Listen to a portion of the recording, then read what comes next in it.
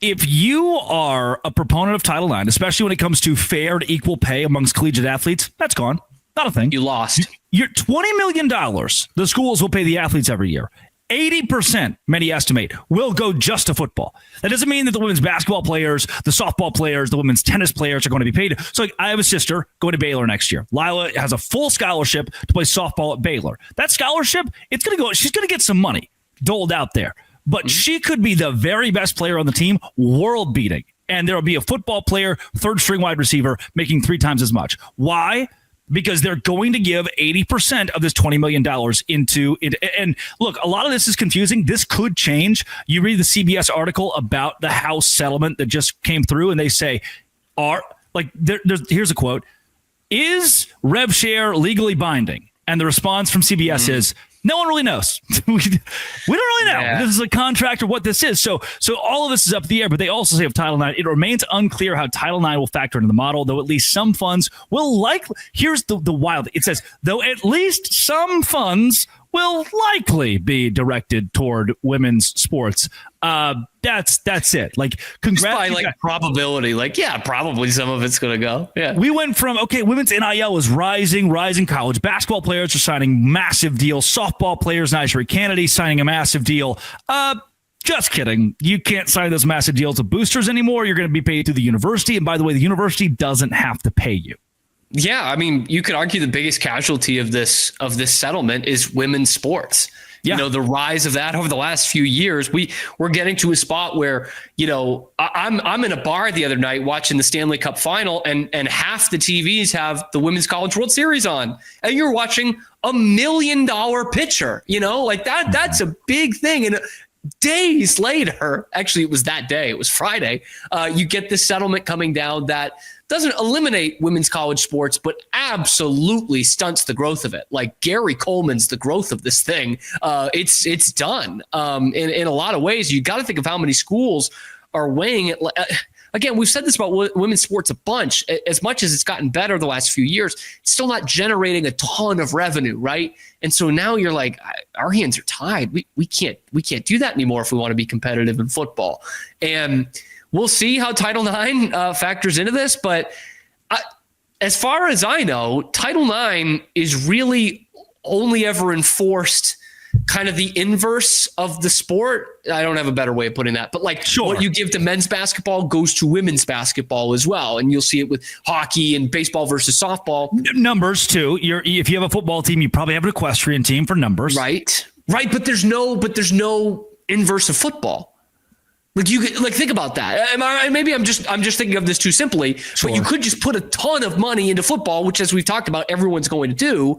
And it's like, well, it's no women's football team to worry about. You know what I mean? It's a crazy part of this. I mean, the whole thing's crazy. They could say, because already it was, hey, you need to have an equal number of scholarships. So most schools would have, like, they would cut baseball in favor of now having more women. That's the next thing. And they would have softball. Yeah. And we'll get there. People are going to cut sports. Or they would have, Baylor has equestrian to keep as many, so they can even up the number of scholarships with equestrian as they do for acrobatics and tumbling. Also a very good way. No men's soccer. Yeah. Yep. So. Very good way of keeping that ratio even. But with this, it's not 1-to-1. With this, it's, I don't know, man. Give 100% to football. We don't care. And again, as a guy whose sister is going to Baylor University on a full scholarship to play softball, you can't do it 50-50. Like, I love my sister. Yeah. And I love softball. And I equestrian, I didn't know that I would enjoy equestrian so much when I was in college. Like, it's just quirky and unique and fun.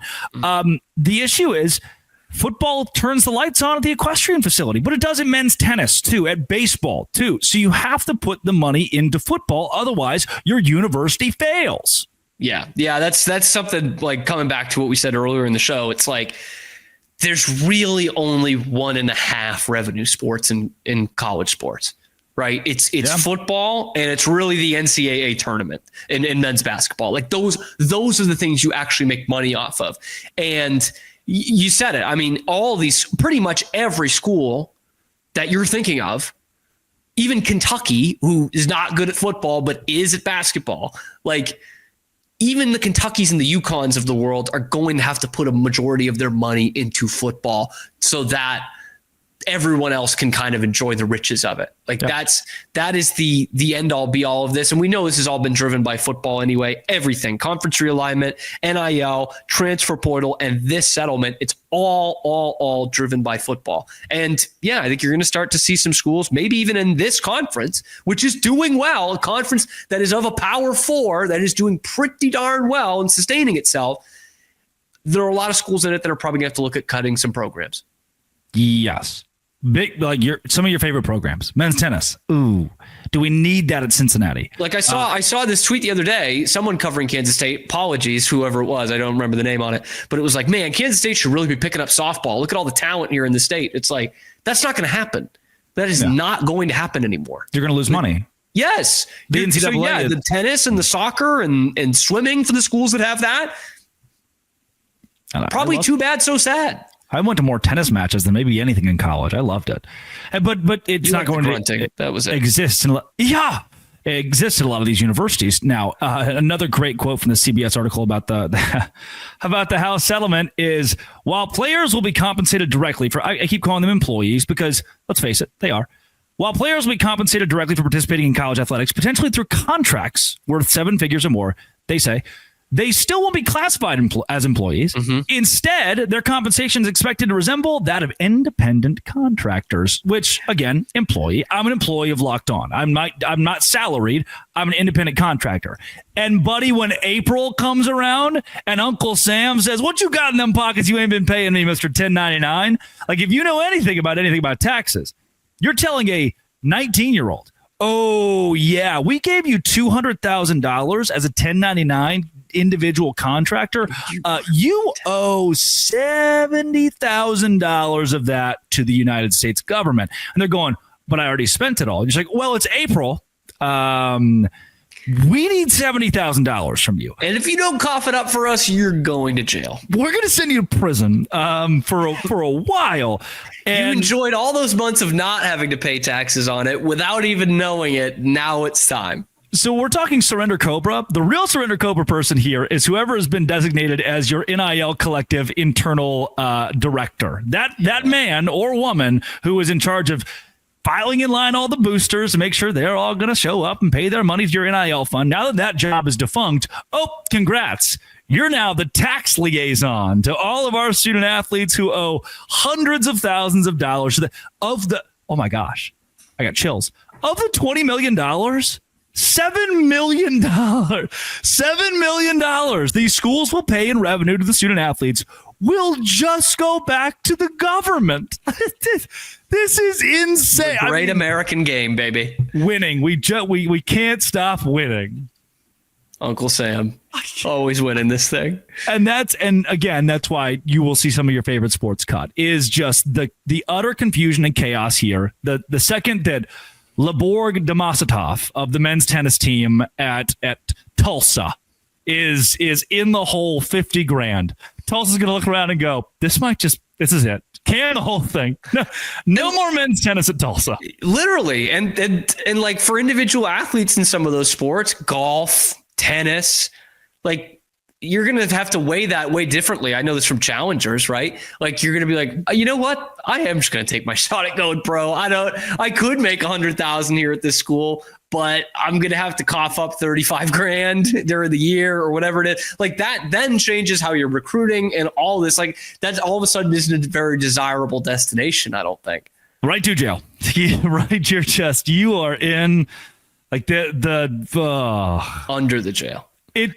Georgia's going to have to hire a really crazy amount of people, like 1-to-1 player to tax personnel to CPA, to make sure that at the end of the year, their players, their athletes know exactly what to do with that 1099 form that they've never heard of, and they will file taxes for the first time in their life. Otherwise, things are going to go really wrong. This is not the last conversation we'll have on this week on this show or your show or anybody's show.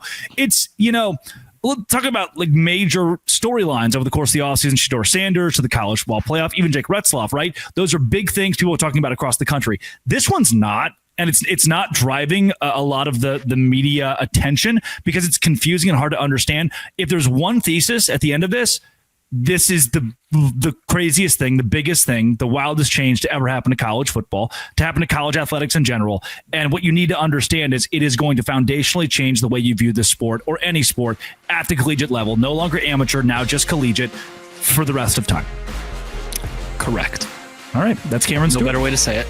This has been It Always Will Be Locked On. Thanks for making it your first listen every single day. Dose Grande.